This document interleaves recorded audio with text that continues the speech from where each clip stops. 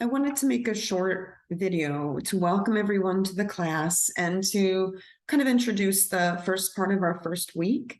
So I'll introduce myself. I'm Joyce Weil, aka Dr. Weil or Joyce, and it's my pleasure to be with you all this semester so we can learn about research.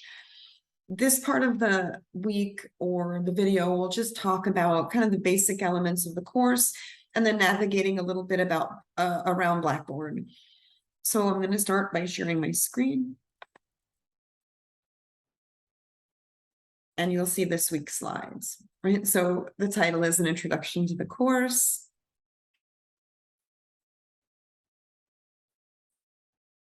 And again, I want to welcome you. And this is one of my favorite quotes about research that why do we do research? Why do we care? Research is a formalized curiosity. It's poking and prying with a purpose, right? That if we don't understand what's good research, what's bad research, the difficulties of doing research, kind of the ins and the outs of research, we can be misled by research, right? So it's that curiosity of why do these things happen? Why is this related to that? How do they inform them, inform each other? And in the next slide, I'll show you some of the work that I'm working on. I have a lot of projects and interests, so I'll share that with you. And I hope to learn what your interests are as researchers as well. And then I'll give you just an overview of some of the content of our course. So who am I? I'm a new professor here at the Department of Health Sciences. I've been teaching over 20 years. My interest is really how do people think about place? And aging in the life course and really research methods. So how do we think about the place that we live? How do we think about a place during a pandemic? What's the difference with rural places? How does a house really become a home? You name it, right? What is aging like across across the world in many countries? And I've done research as part of teams in many countries across the globe. I've done a research methods book, research design and aging and social gerontology. And I think research design, picking the right research design is key. I've co-edited a volume called Race in the Life course, which looks at the intersection of race and age and many other characteristics like your social class, your health status, ethnicity, all those things and how they work together. And then I was really interested and did a 6-year project in New York when they decided to close senior centers for poor and working class older adults. And I worked in the field. I was a health assistant manager of a health policy division in a major medical center. I consulted for the American Statistical Association, and I looked at country data in the demographic yearbook at the UN. My initial country was Brazil, and we'll learn more about each other as we go forward. So, and this is what I'm working on now. So some of you may hear about photo voice, but I developed a quantitative measure of how well a person's environment as an older adult suits them. And I'm using that, and I'm asking older adults now to take photos and describe what's meaningful in the place that they live. But enough about me, right? My goal is to really give you the best experiences and the best understanding of good research that we can have as we go through the course. So what will you do? Right? These are the key objectives. So what kind of research studies exist? Qualitative, quantitative, mixed methods. I'll give you some emergent methods that are kind of like the next wave or iteration of what people are doing in research. Really, a course goal is to understand what design fits what research question. So the question you're asking really dictates the design that you use. It's not like, oh, I have a favorite design that I like to use all the time. It's really, this design suits the question I'm asking and helps me find what I need to know. You're going to, of course, define key concepts and quantitative research about population, sampling population, types of sampling, random, non-random, independent and dependent variables, and then reliability and validity. So causal relationships, and then is the research looking at the key factors you wanted to look at, and is it reproducible? Can other people using similar studies get similar results? We'll talk about basic statistics used in research. So what are the statistical tests that are appropriate to the research question you're asking? You're going to learn about descriptive and inferential statistics. As you could imagine, descriptive statistics describe a population or a group, and inferential are tests. So is this sample different from the population we've drawn it from? So descriptive describes, inferential is testing. Any kind of like t-test you probably heard of, regression, all that kind of stuff, that's inferential. You'll describe qualitative approaches, and then and this is the key thing. So we have a saying, nothing about me without me, right? You're going to look at research that's written and you're going to assess it. So people can write anything, things can become peer reviewed, but you're going to become a critical observer. And that's the goal, right? Think of the quote that we read, that you want to have that curiosity. So are they interpreting the data correctly? Are they setting this study up right? What do I think and feel that could be improved in the study? And what are they saying? Does it make sense?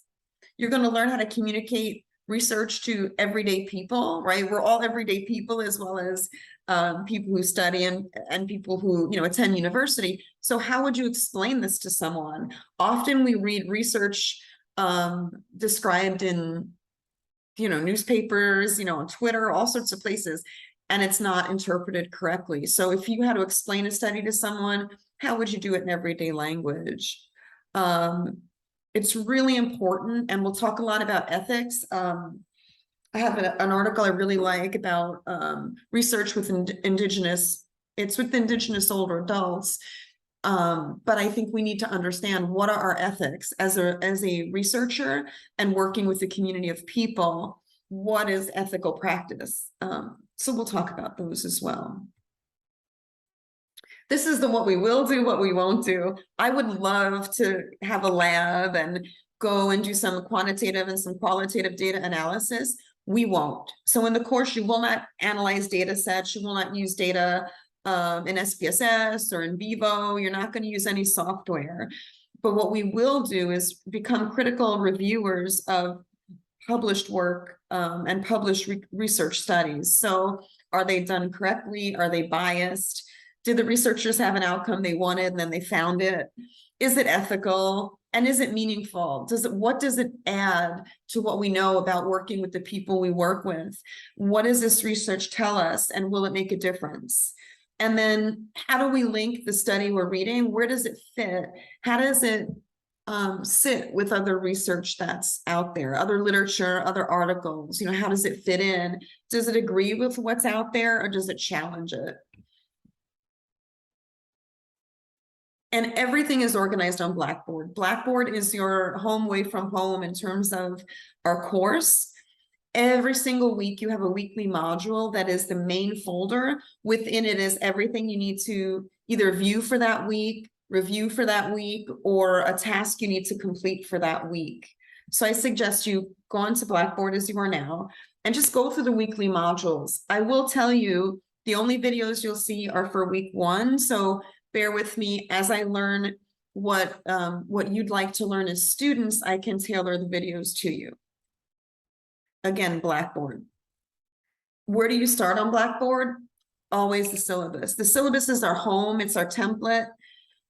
You can look at the syllabus online if you want. You can download it in many forms. It has all of the necessary information you'll need for our course.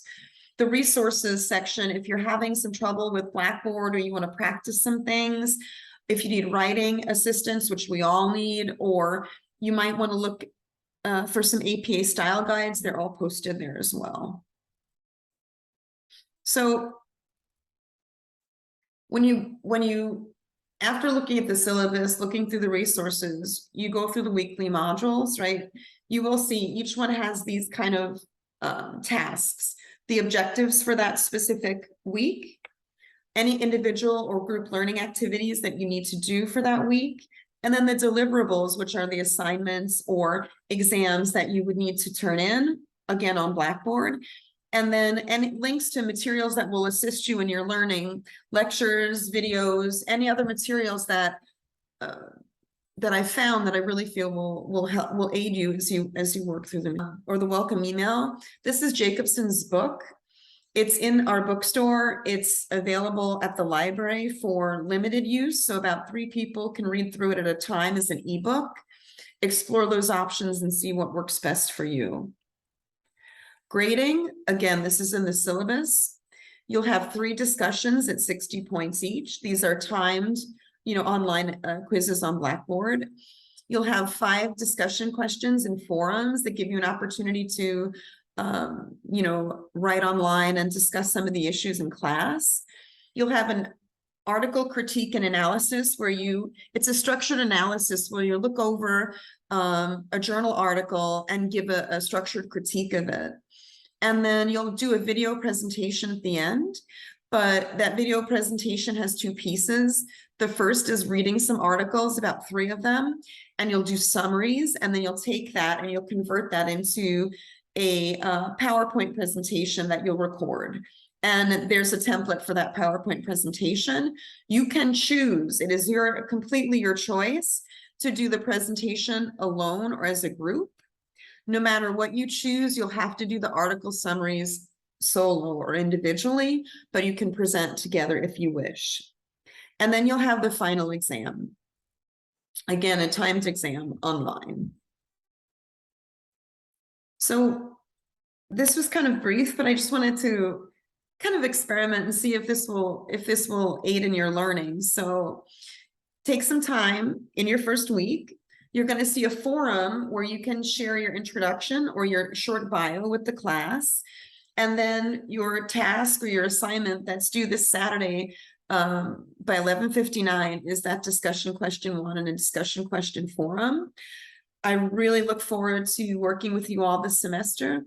And I hope that you take some time and explore our Blackboard site, introduce yourself, begin typing in our discussion forum for question 1. And I will periodically, probably more in the first week, reach out to you with announcements on Blackboard. So please look for my announcements and read those and join in discussion. Right? So what you'll do to prepare, read Jacobson chapter 1, watch the videos in your week 4 module. You're going to see 2 lectures on Blackboard, one of which is this and another one. Do the discussion question and you'll see a rubric in the syllabus. After you view the sessions and you review notes, take some time and think about the concepts. If you need help, ask me. My office hours are posted in a Zoom office hours link on Blackboard, and always reach out. Again, welcome to the course. If you have questions, reach out, come to office hours, let me know via an email. And I look forward to reading your discussion and seeing your introductions. So have an excellent first week, and I will talk to you in video 1B, where we begin to think about our role in the research process.